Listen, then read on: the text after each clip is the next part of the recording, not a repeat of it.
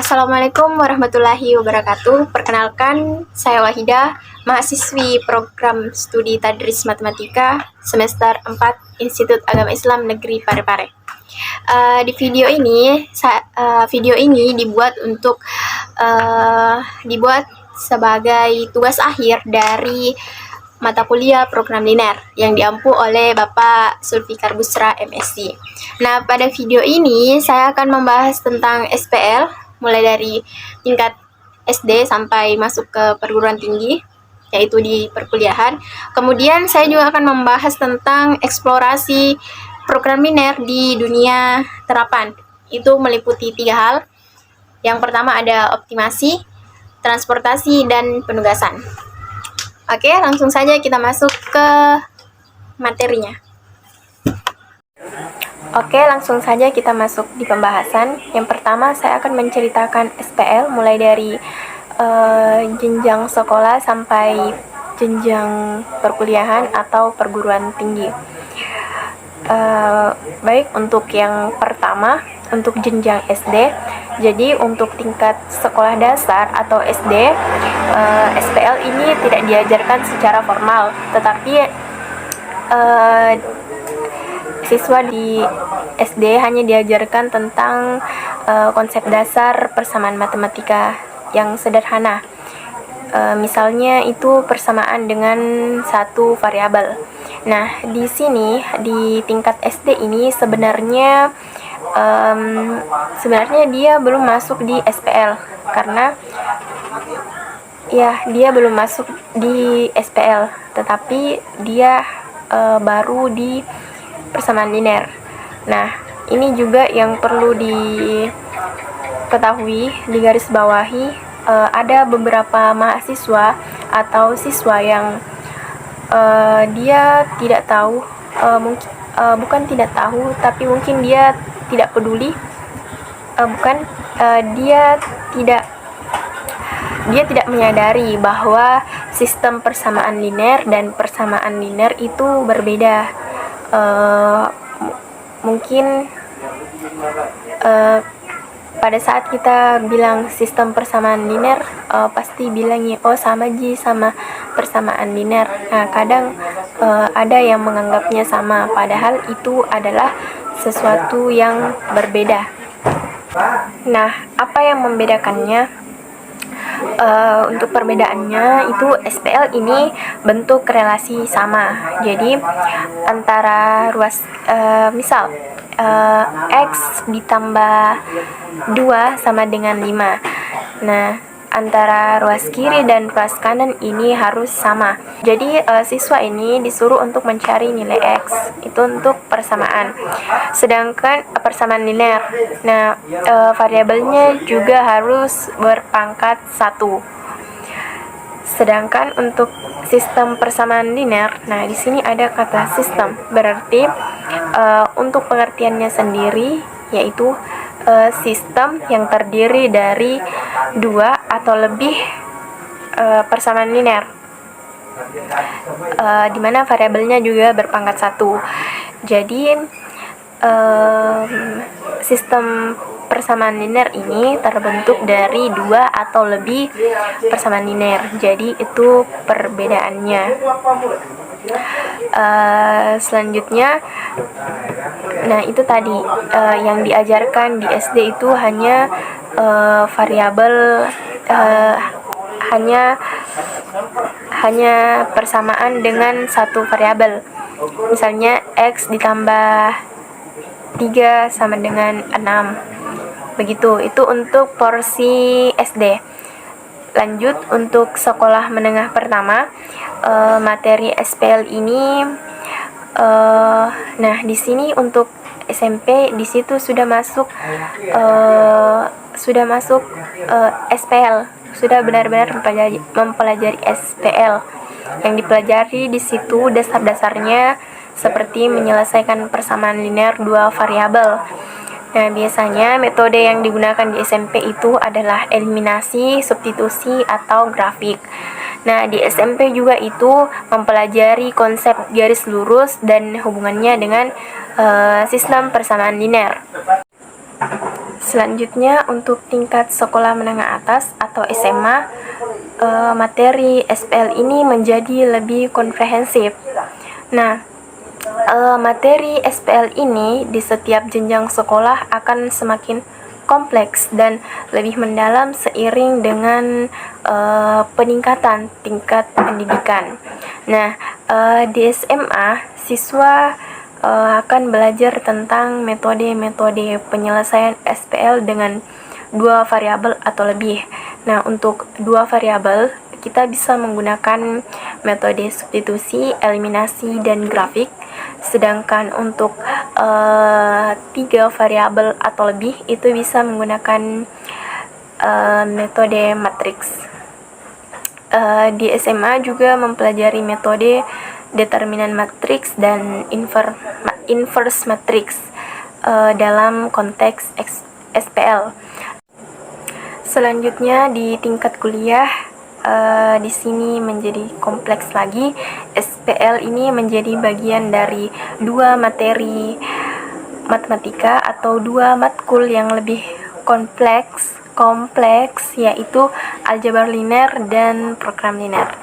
Nah, aljabar linear ini merupakan cabang matematika yang mempelajari transformasi linear, sistem persamaan linear, dan ruang vektor.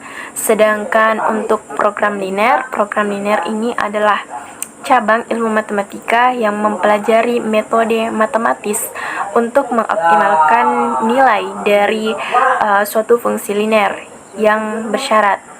Nah, program linear ini ada batas-batasannya.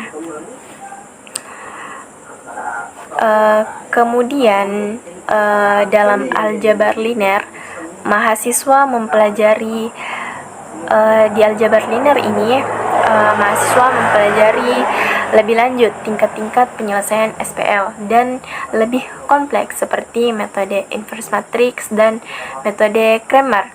Sedangkan dalam program linear, mahasiswa belajar bagaimana membuat model matematis dan menerapkan teknik program linear untuk memecahkan masalah optimasi.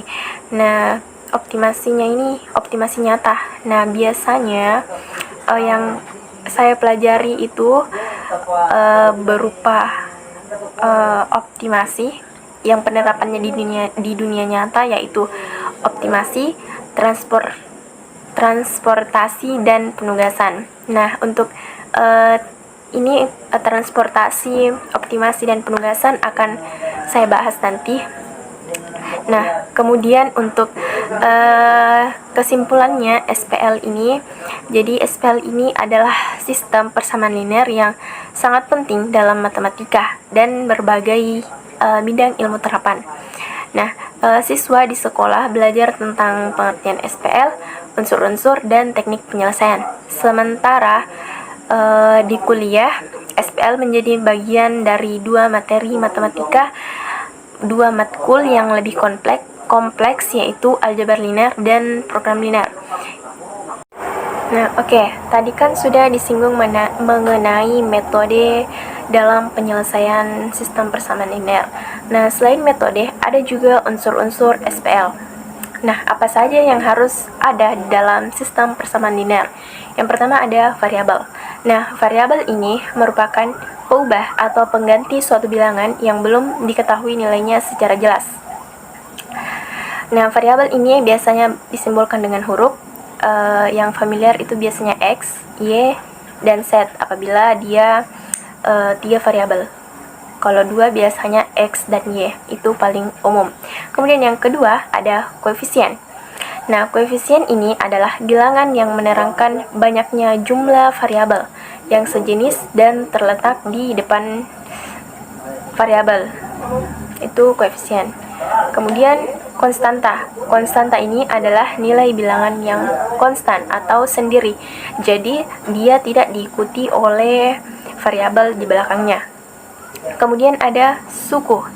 Nah, suku ini bagian dari bentuk aljabar yang terdiri dari variabel, koefisien, dan konstanta. Nah, setiap suku dipisahkan dengan tanda operasi. Nah, tanda operasi ini ada terbagi dua lagi. ada operasi aritmetika, contohnya tambah, kurang, kali, bagi. Kemudian ada operasi relasional, ini berupa sama dengan, lebih kecil sama dengan, lebih besar, dan hubungan antara dua statement yang mau dilihat. Nah, kemudian berdasarkan jenis solusinya, SPL ini ada yang memiliki satu solusi, ada yang memiliki banyak solusi, dan ada yang tidak memiliki solusi. Kemudian berdasarkan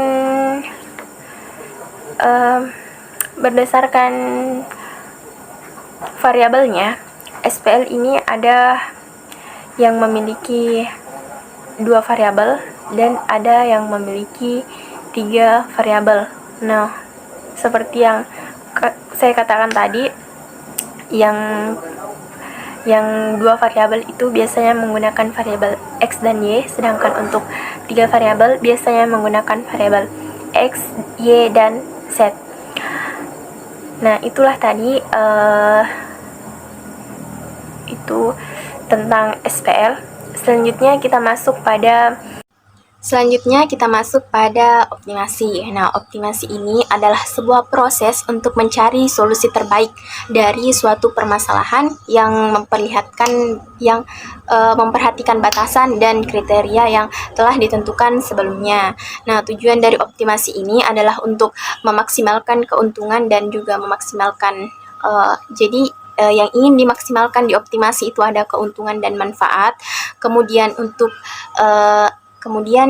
kita ingin meminimalkan kerugian atau meminimalkan biaya. Nah, dalam optimasi terdapat 2 jenis permasalahan. Yang pertama ada maksimasi dan minimasi. Nah, permasalahan maksimasi merupakan permasalahan di mana tujuan utama adalah untuk mencari solusi yang memberikan nilai maksimum terhadap kriteria yang ditentukan. Contoh permasalahan maksimasi adalah mencari solusi terbaik yang memberikan keuntungan maksimum. Jadi, keuntungan maksimum, hasil produksi maksimum, atau efisiensi maksimum. Kemudian, untuk permasalahan minimasi, ini sebaliknya. Jadi permasalahan minimasi bertujuan untuk mencari solusi yang memberikan nilai minimum terhadap kriteria yang ditentukan. Contohnya, permasalahan minimasi itu mencari solusi terbaik yang memberikan biaya produksi minimum.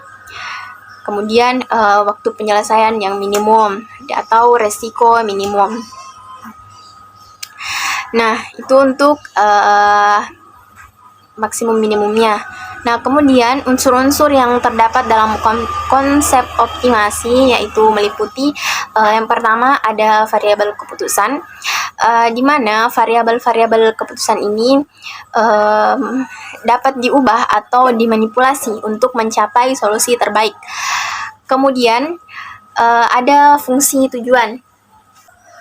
Fungsi tujuan ini digunakan untuk mengukur kinerja atau nilai solusi yang dihasilkan.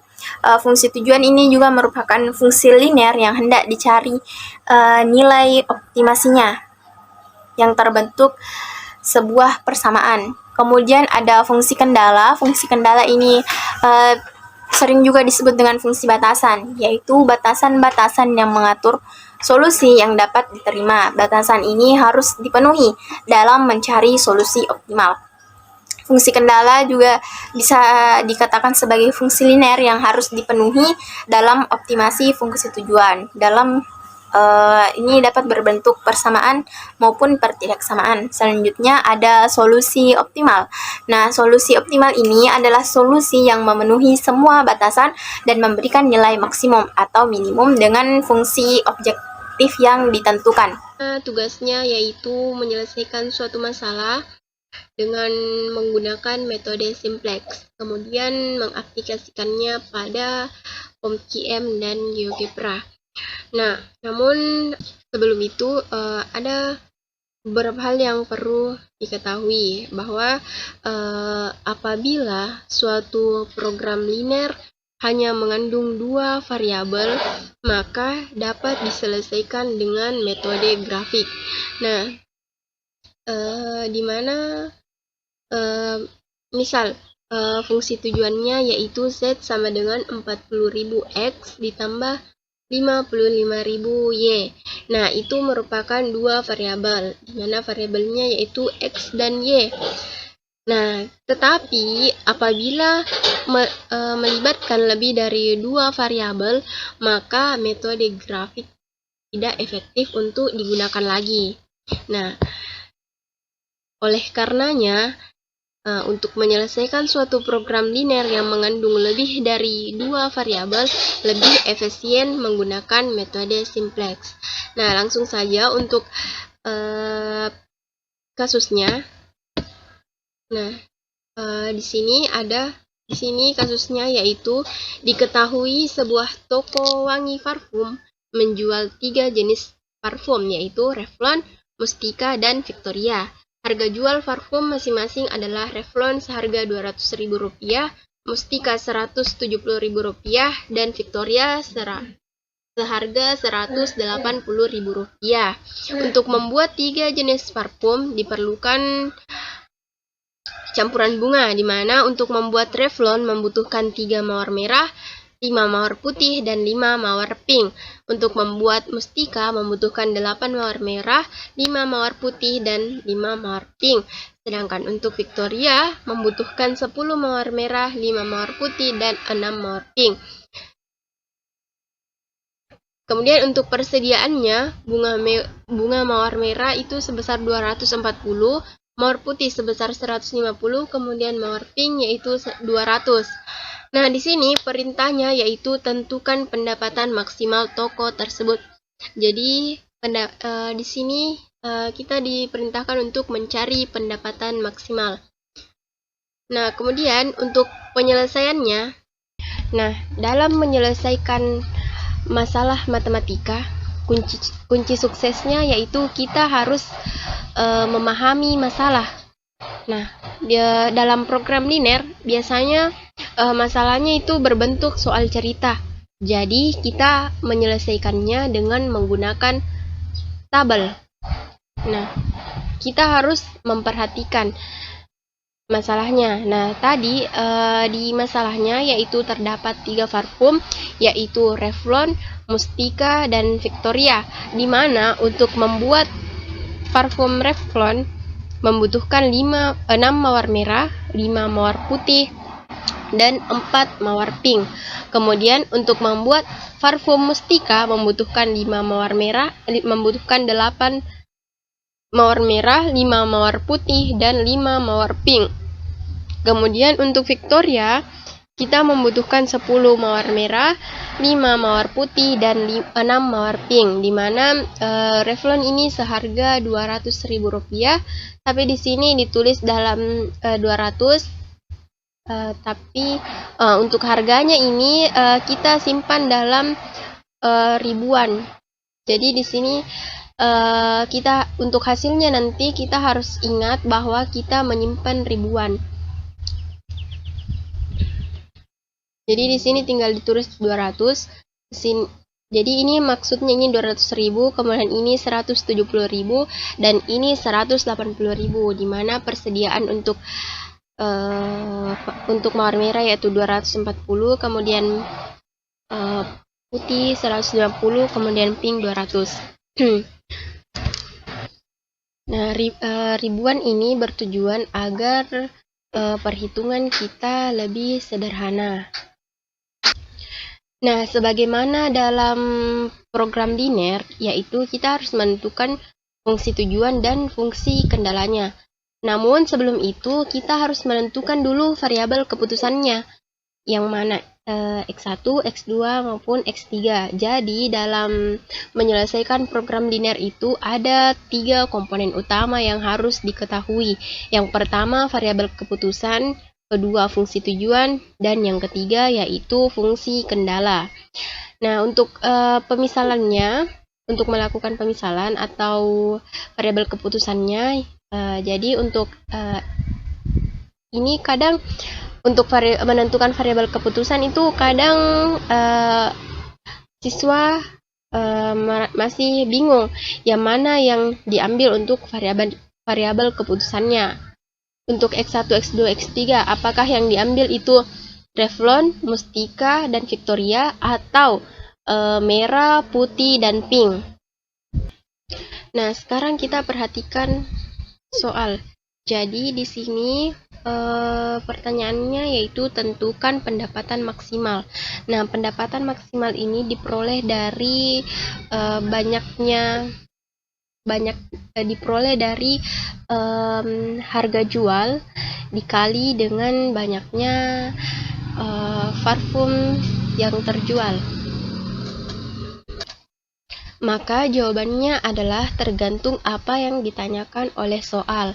Nah, di sini pertanyaannya tentukan pendapatan maksimal. Jadi untuk pendapatan maksimal itu diperoleh dari harga produk dikali dengan produknya. Nah, produknya apa? Parfum. Nah, parfumnya yang mana? Jadi parfumnya itu Revlon, Mustika, dan Victoria. Nah, itulah yang menjadi X1, X2, dan X3-nya. Nah, jadi banyak Revlon yang terjual itu sama dengan X1, kemudian banyak Mustika yang terjual itu sama dengan X2, kemudian banyak Victoria yang terjual itu sama dengan X3. Nah, kemudian untuk fungsi tujuan, fungsi tujuan ini apa yang ditanyakan di soal. Nah, di soalnya itu tentukan pendapatan maksimal dari toko tersebut. Nah, untuk pendapatan maksimal berarti harganya dikali harga jual dikali dengan banyaknya barang yang terjual, kemudian dijumlah. Nah, itulah pendapatan maksimalnya. Jadi untuk harga Victoria yaitu 200, kemudian dikali dengan banyak Revlon yang terjual. Jadi untuk yang ini untuk Revlon, jadi harga jual Revlon yaitu 200, kemudian dikali dengan banyaknya Revlon yang terjual, jadi 200 X1. Kemudian untuk Mustika, harga Mustika yaitu 170 dikali dengan harga Mustika yang dijual. Nah, kemudian dijumlah lagi dengan harga dari Victoria dikali dengan banyaknya Victoria yang terjual. Nah, jadi itu untuk fungsi tujuan. Nah, sedangkan untuk fungsi kendala, untuk fungsi kendalanya ini, kemudian untuk fungsi kendala. Nah, untuk fungsi kendala kita tinggal memaknai ini. Nah, Revlon tadi berapa? X1. Jadi 6X1 ditambah 8 Mustika apa? X2. Jadi X2 Victoria X3. Jadi 6X1 ditambah 8X2 ditambah 10X3. Kemudian di sini tandanya kurang dari sama dengan 240. Nah, begitupun dengan fungsi kendala yang kedua yaitu 5X1 ditambah 5X2 ditambah 5X3 kurang dari sama dengan 150. Kemudian untuk fungsi yang ketiga yaitu 4X1 ditambah 5X1 ditambah 6X3 kurang dari sama dengan 200. Nah, kenapa di sini tandanya kurang dari sama dengan? Karena di sini merupakan karena di masalah disebutkan bahwa persediaan untuk mawar merah yaitu 240. Nah, di sini digunakan kurang dari sama dengan karena kita bisa menggunakan mawar merah sebanyak 240 atau kurang dari 240. Tapi kita tidak mungkin menggunakan mawar merah lebih besar dari 240 karena persediaannya hanya 240. Begitupun dengan yang ini.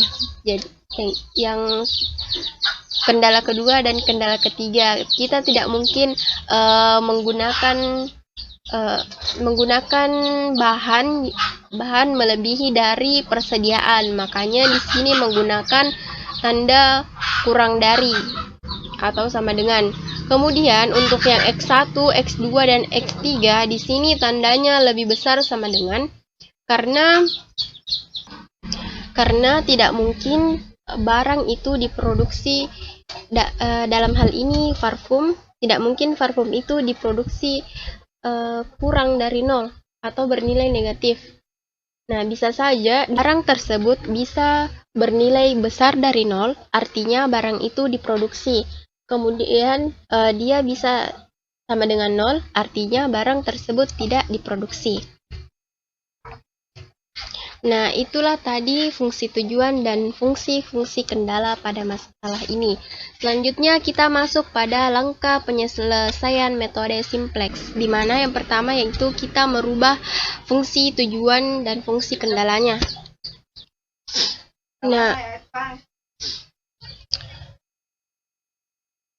Nah, untuk fungsi tujuannya, kita ubah ruas kanan ini menjadi 0. Jadi, masing-masing, jadi di sini dikurang dengan sejenisnya.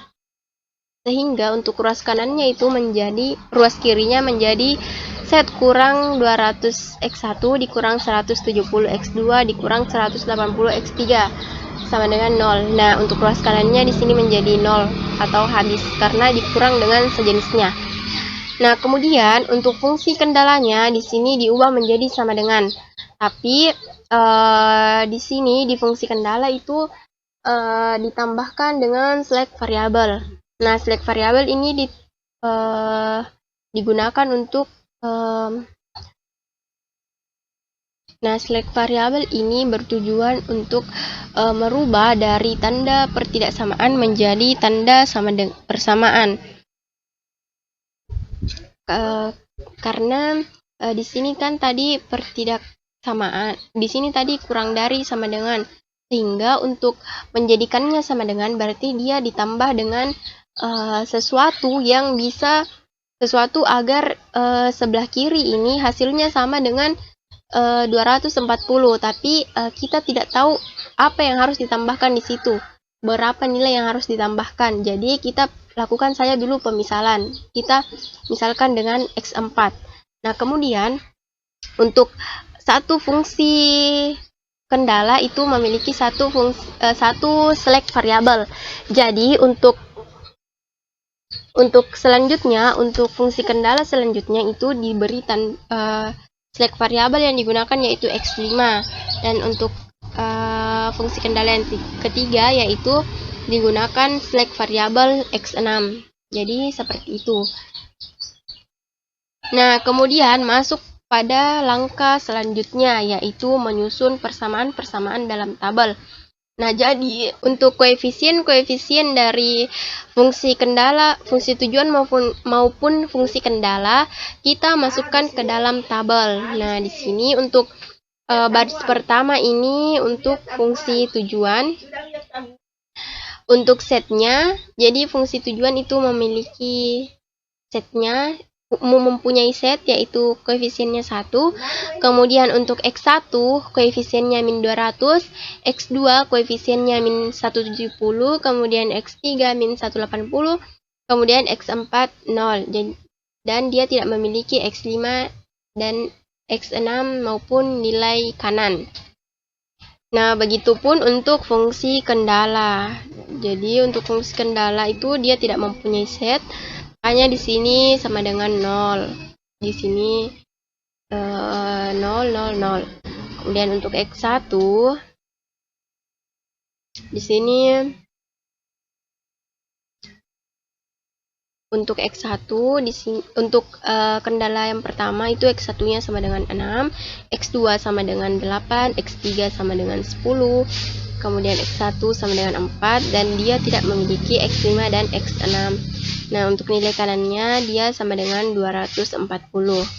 Kemudian untuk fungsi kendala yang kedua, dia tidak mempunyai set, kemudian X1-nya sama dengan 5, X2 sama dengan 5, X3 sama dengan 5, dan X4-nya 0, X5-nya 1, X6 0, kemudian nilai kanannya 150. Jadi untuk semua koefisiennya koefisien yang ada pada fungsi tujuan maupun fungsi kendala di input ke dalam tabel. Nah, kemudian setelah itu kita pilih kolom kuncinya. Nah, kolom kunci ini dilihat dari fungsi tujuan. Nah, fungsi tujuan ini yang lurusannya set. Jadi fungsi tujuan itu baris set. Jadi yang ini. Nah, kita lihat yang mana minusnya paling besar. Jadi untuk kalau minusnya paling besar, otomatis dia nilainya paling kecil. Nah, kita pilih itu dijadikan sebagai kolom kunci. Nah, kemudian setelah itu kita memilih baris kunci. Nah, langkah selanjutnya yaitu memilih baris kunci. Tapi sebelum itu kita tambahkan dulu lagi satu kolom lagi, di mana kolomnya ini NK per KK. Jadi nilai kanan dibagi dengan kolom kunci. Nah, nilai kanan yaitu ini, kemudian kolom kunci ini. Jadi 0 dibagi min 200 sama dengan 0, 240 dibagi 6 sama dengan 40, 150 dibagi 5 sama dengan 30, 200 dibagi 4 sama dengan 50. Nah, setelah semua kolom yang terakhir ini diisi, yaitu ini dibagi ini, setelah semuanya sudah didapat, maka kita cari positif terkecil. Kita cari, tapi yang dilihat itu hanya fungsi kendalanya saja. Jadi yang 3 baris ini. Kita pilih yang paling terkecil, yaitu 30. Nah, dari pertemuan antara kolom kunci dan baris kunci, nah pertemuannya itulah yang disebut dengan angka kunci. Jadi 5 ini sama dengan angka kunci. Nah, langkah selanjutnya kita menentukan nilai baris kunci. Jadi baris kuncinya itu yang ini, X5 0 5 5 0 1 0 1 50. Nah, baris kunci ini sebelumnya yang angka kunci ini mau dijadikan 1, sedangkan min 206 sama 4 ini mau dijadikan 0. Jadi untuk menjadikan angka 5 ini menjadi 1, jadi semua baris kunci ini, untuk baris ini yang X5, barisnya X5 itu dibagi dengan 5. Nah, jadi X5 dibagi 5 sama dengan X1, kemudian 0 dibagi 5 sama dengan 0, 5 dibagi 5 sama dengan 1, 5 dibagi 5 sama dengan 1, begitupun dengan yang ini, kemudian 0 dibagi 5, 0, 1 dibagi 5 1/5, 0 dibagi 5, 0, 150 dibagi 5 sama dengan 30, sehingga diperolehlah X1 yang baru. Nah, perlu ditekankan lagi tadi bahwa yang 5 ini mau dijadikan 1, min 206 sama 4 itu mau dijadikan 0.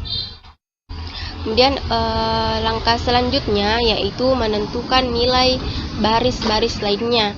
Jadi yang ini tadi sudah, sekarang kita X4-nya lagi yang baris X4-nya lagi yang ditentukan nilainya. Nah, jadi X4 lama tadi itu 0, 6, 8, 0, 6, 8, 10, 1, 0, 0, 2, 40.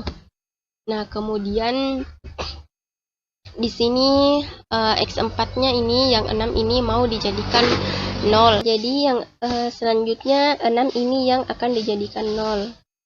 Nah, yang ini. Jadi untuk menjadikannya 6 berarti harus juga dikurang dengan 6 supaya menghasilkan 0. Nah, ini didapatkan dari X1 yang baru. Nah, yang ini. Jadi selanjutnya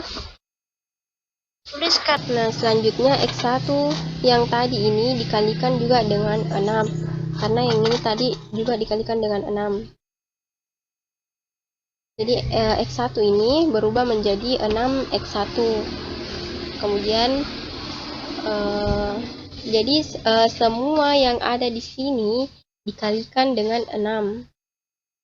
Jadi yang biru-biru ini dikalikan dengan 6 sehingga menghasilkan yang ini. Kemudian dikurang.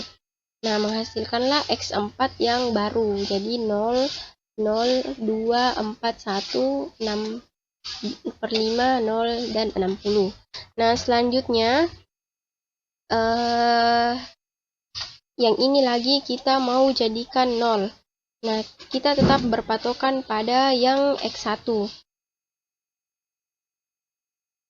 Nah, untuk menjadikan yang ini 0, kan dia berada di kolom 2. Jadi yang ini untuk menjadikannya 0 berarti dikali dengan 4. Nah, yang ini 1 dikali 4, 4.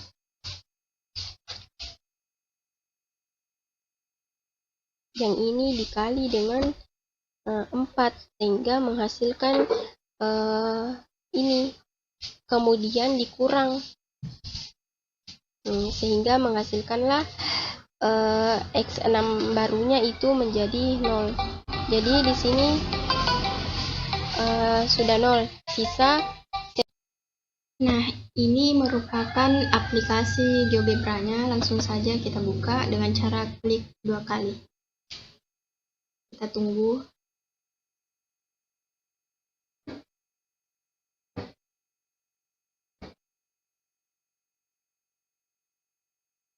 Nah, jadi kita perbesar dulu. Nah, ini merupakan tampilan awal pada saat kita membuka GeoGebra. Nah, langsung saja. Yang pertama itu kita masukkan dulu fungsi tujuannya. Kita input fungsi tujuan. Kita masukkan di sini. Di mana di sini anggaplah kita memasukkan fungsi tujuannya yaitu 30.000. Yang pertama itu kita masukkan dulu perintahnya yaitu f x, y sama dengan 30.000 x ditambah 20.000 y. Nah, kemudian kita enter.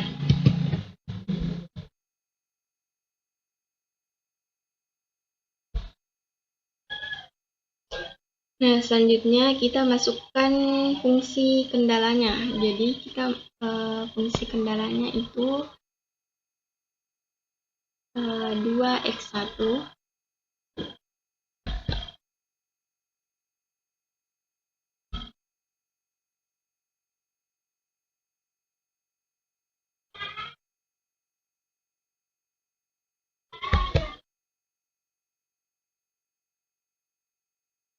jadi 2x ditambah ditambah y kurang dari sama dengan 5. Enter. Kemudian untuk fungsi kendala kedua yaitu x ditambah y, x ditambah y sama dengan 3. Maaf, maksud saya kurang dari sama dengan 3. Kemudian kita enter. Nah, kemudian kita masukkan juga fungsi kendala selanjutnya yaitu x besar dari sama dengan 0. Enter. Kemudian y besar dari sama dengan 0. Enter. Nah, ini merupakan fungsi kendalanya. Selanjutnya kita masukkan lagi fungsi kendalanya tapi dalam bentuk persamaan. Nah, kalau yang ini tadi bentuknya pertidaksamaan. Sekarang kita masukkan yang persamaan. Jadi 2x ditambah y sama dengan 5. Enter. kemudian X ditambah Y sama dengan 3, enter. X sama dengan 0, enter. Y sama dengan 0, enter. Nah,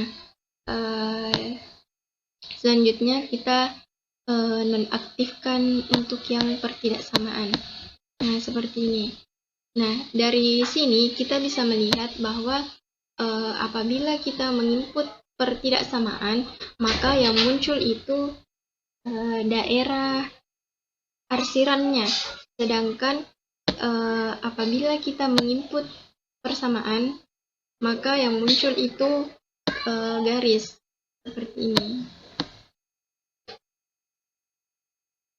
Nah, selanjutnya kita mencari perpotongan dari objek-objek dari garis-garis tersebut. Jadi yang pertama kita klik dulu ikon titik-titik, kemudian pilih perpotongan dua objek. Nah, di sini kita pilih dulu satu garis, kemudian kita klik sumbunya. Ini sumbu Y.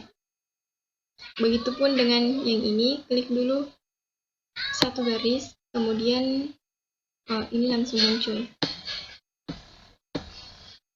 Kemudian di sini kita klik garisnya, kemudian kita klik lagi sumbunya. Nah, begitupun dengan yang ini, kita klik, kemudian di sini juga. Nah, terbentuklah titik-titik dari sudut-sudut ini. Selanjutnya kita menentukan daerah penyelesaian atau daerah arsirannya.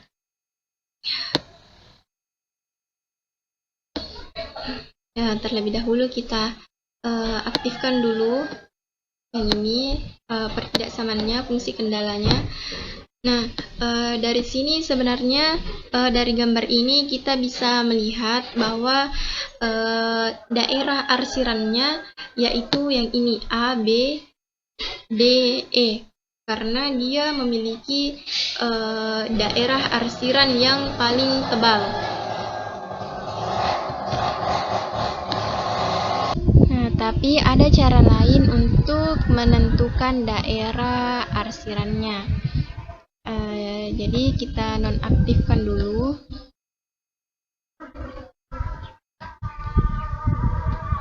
Nah, kebetulan di sini tadi masih ada titik pojok yang belum diberi nama. Jadi kita kasih dulu potongan titik.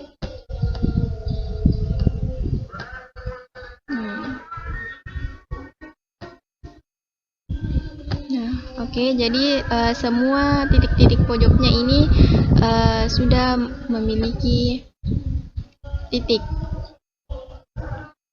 Kemudian untuk caranya, untuk menentukan daerah arsir itu kita gabungkan keempat fungsi kendala ini. Jadi tapi yang bentuk pertidaksamaan. Jadi yang biru-biru ini, bukan yang hitam. Nah, langsung saja kita input, yaitu 2x tambah y kurang dari sama dengan 5. Nah, kemudian kita klik ini alpha, kemudian pilih yang ini untuk menggabungkan. Nah, selanjutnya kita masukkan fungsi kendala yang kedua, yaitu x ditambah y kurang dari sama dengan 3. Nah, kita beri lagi simbol ini. Kemudian tidak lupa juga fungsi kendala yang ini, x lebih besar sama dengan 0. Gabungkan lagi, y lebih besar sama dengan 0, kemudian di enter. Nah, sehingga di sini sudah terlihat bahwa daerah arsirannya atau daerah penyelesaiannya itu yang ini. Nah, kemudian kita menguji titik-titik pojoknya. Jadi kita menguji titik yang ini A, B, D, dan E. Jadi karena kita mau melihat yang mana nilai optimalnya, jadi kita uji satu persatu. Nah, caranya yaitu kita pilih tampilan, kemudian pilih tampilan spreadsheet. Nah, pada kolom A ini kita beri nilai, kemudian untuk kolom B kita beri nilai optimal maksimum. Nilai optimal maksimum, karena kita ingin mencari nilai maksimumnya. Nah, untuk dinilai kita input titiknya. Jadi di sini titik A. Nah, di sini jadi kita mengikut kepada ini karena di sini huruf kapital, jadi di sini juga huruf kapital A. Nah, kemudian kita input juga fungsinya. Jadi fungsi A, kemudian enter. Nah, jadi di sini 60.000. Kemudian untuk titik B di sini 2,1.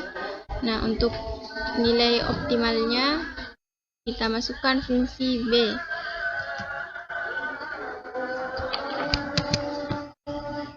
Nah, jadi yang kolom sini harus mengikut pada kolom yang ini. Jadi kalau misal di sini fungsi A, di sini titik A, berarti di sini fungsi dari titik A. Begitupun dengan yang di sini, apabila di sini B, berarti di sini fungsi dari titik B. Kemudian di sini titik D. Kita input, kemudian fungsinya jangan lupa. Nah, di sini 75.000. Kemudian yang terakhir itu titik E, huruf besar. Nah, di sini titiknya 0,0. Kemudian untuk fungsinya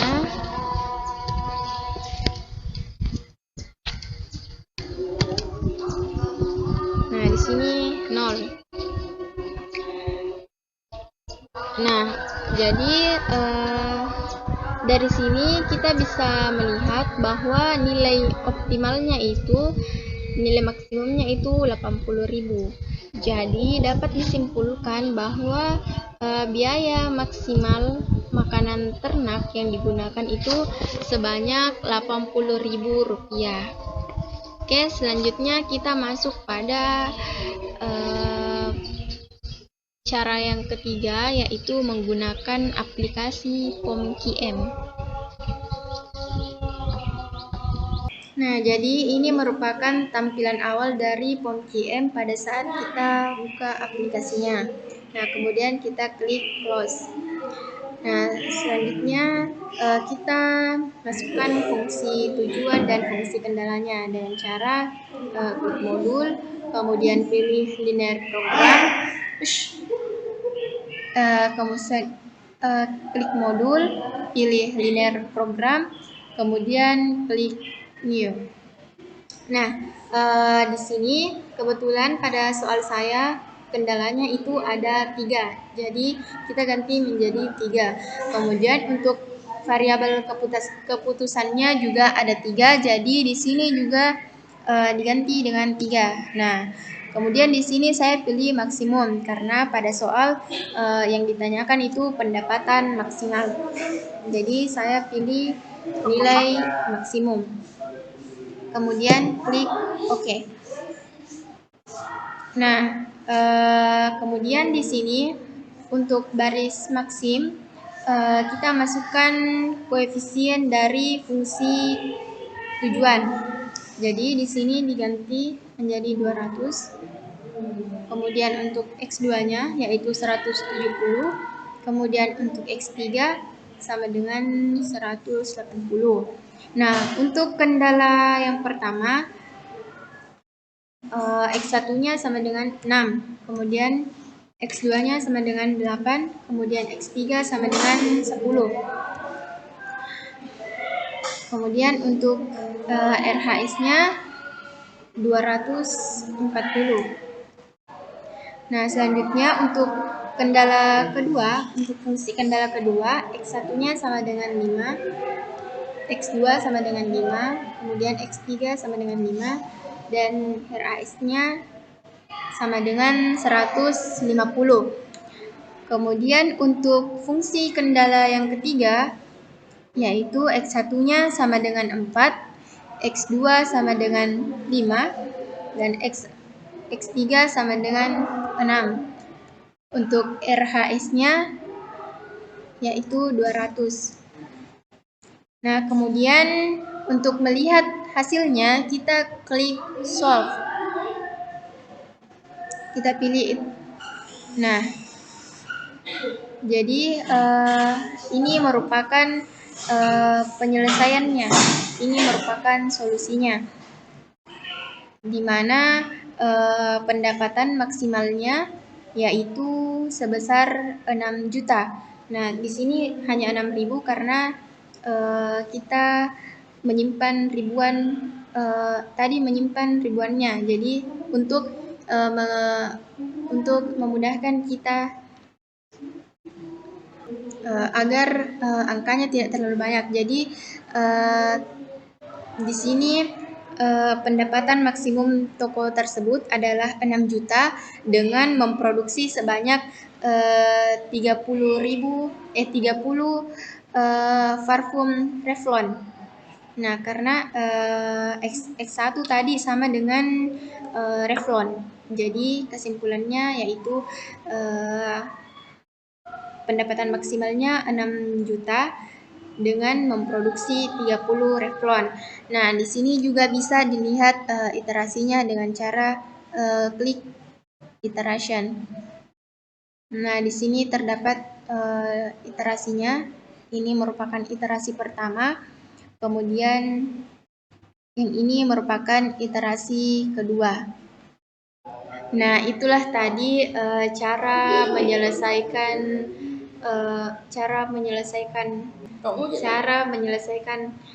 masalah menggunakan metode simplex.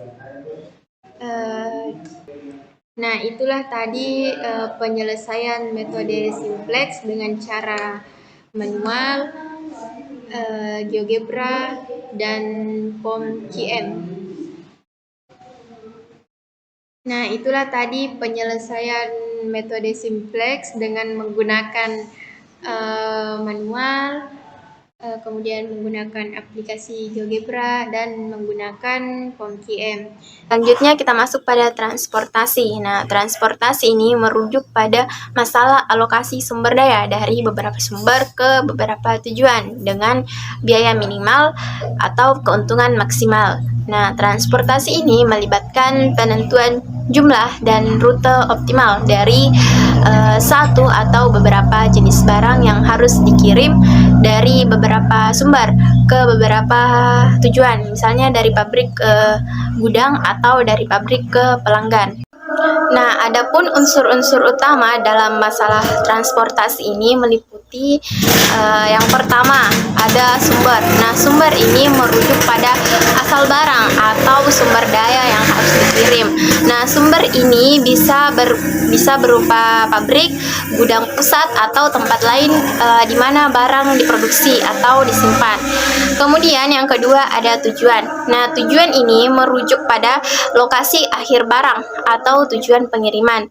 Nah, tujuan ini bisa berupa gudang, toko atau pelanggan tempat barang harus dikirim. Kemudian yang ketiga ada permintaan. Nah, permintaan ini merupakan jumlah barang yang diminta oleh setiap tujuan. Permintaan ini bisa berbeda untuk setiap tujuan. Kemudian yang keempat ada penawaran. Nah, penawaran merupakan jumlah barang yang tersedia dari setiap sumber. Nah, penawaran ini juga bisa berbeda untuk setiap sumber.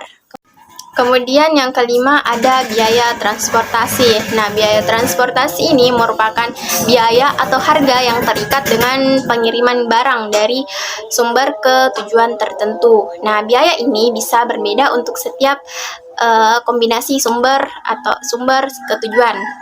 Selanjutnya, yang keenam itu ada variabel keputusan. Nah, variabel keputusan ini merupakan variabel yang menyatakan jumlah barang yang harus dikirim dari setiap sumber atau setiap sumber ke setiap tujuan. Nah, variabel ini perlu ditentukan untuk mencapai solusi optimal.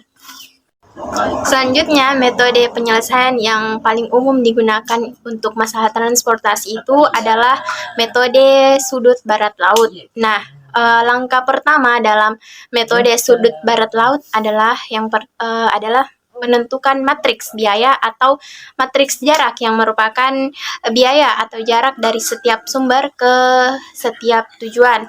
Biaya atau jarak ini biasanya direpresentasikan dalam bentuk tabel. Kemudian langkah kedua, setelah matriks biaya atau jarak telah ditentukan, langkah berikutnya adalah menentukan titik awal atau sudut yang akan digunakan sebagai titik awal. Nah, titik awal ini biasanya dipilih dengan mempertimbangkan faktor-faktor setiap jarak yang paling pendek atau biaya yang paling rendah. Kemudian langkah ketiga, yaitu setelah titik awal ditentukan, langkah selanjutnya adalah mencari rute yang memenuhi kriteria tertentu, seperti rute dengan biaya atau jarak terendah.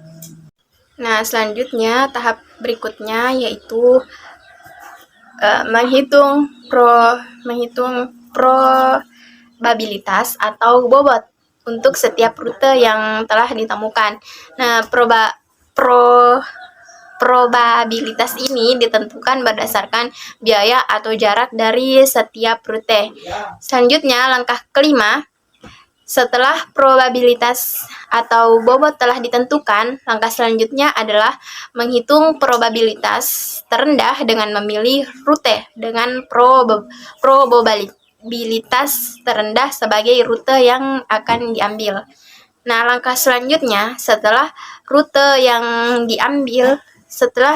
akan diambil telah ditentukan, langkah terakhir dalam metode sudut barat laut adalah memeriksa apakah rute tersebut memenuhi semua persyaratan atau tidak. Jika rute tersebut memenuhi persyaratan, nah langkah-langkah tersebut akan diulang sampai ditemukan rute yang memenuhi persyaratan.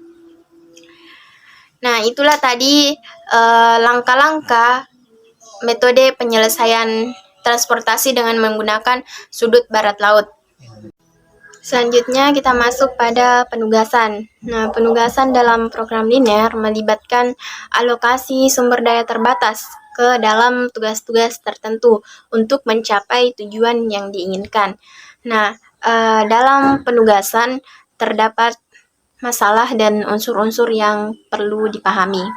Nah, adapun masalah penugasan dalam program linear ini menggambarkan tujuan yang ingin dicapai dan batasan yang harus dipenuhi. Nah, tujuan yang ingin dicapai ini bisa berupa pencapaian produksi maksimal, keuntungan maksimal, dan efisiensi kerja. Sementara itu